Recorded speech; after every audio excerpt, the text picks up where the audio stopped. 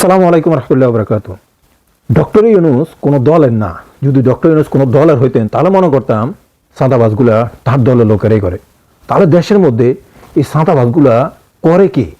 দয়া করে আমাদের একজন প্রিয় শাইখের মুখে এই কথাগুলো শুনুন। এই জাতির কোফালিটা আমি রাগ করে মাঝে মাঝে বলি মাডি রে মনে খারাপ কিনা আল্লাহ জানে। না হয় যারা কত 17 বছর দেশ চালাইলো, 15 বছর চালাইয়া সাদাবাজি করছে। এখন ডক্টর ইউনুস যখন ক্ষমতায় আছে, ডক্টর ইউনুসের কোনো দল আছে নাকি? তার নিজস্ব কর্মী বাহিনী আছে? এই গভর্নমেন্ট 1.5 বছর যেহেতু কোনো সরকার নাই, এই সরকার মানে গভর্নমেন্টটা পলিটিক্যাল গভর্নমেন্ট না, এটা আপনার রাজনৈতিক সরকার না, কর্মী নাই, সমস্যা নাই, তাহলে সাদাবাজি থাকার কথা না, ঠিক না? কিন্তু সাদাবাজি কি গেছে না আছে? তো যারা গত 15 বছর খাইছে তারা কি সাদা তোলে? তো ইউনুসের তো লোক নেই, সাদা তোলে কেনা? কথা কি বোঝেন আমার? তো যারা তুলছে তারা তো দলের উপরে আছে, ওরা তো ফলাই গেছে ইন্ডিয়া। আর দেশে থাকলে ওরা এখন কি সব ফেরেশতা, ঠিক না? এমন মনে কিছু বুঝেই না। এমন যে হেরা ভালো মানুষ, কি ভালা মসজিদে যায় আর বাড়িতে আইয়ে, বাজারে গেলে চা খাইয়ে চলে আইয়ে, কারণ ওকে কথাও কয় না, সব আল্লাহর ওলি হয়ে গেছে। তো হেরা হয়ে গেল সব সোজা। ইউনুস মিয়ার কোনো লোকে নাই নিজস্ব।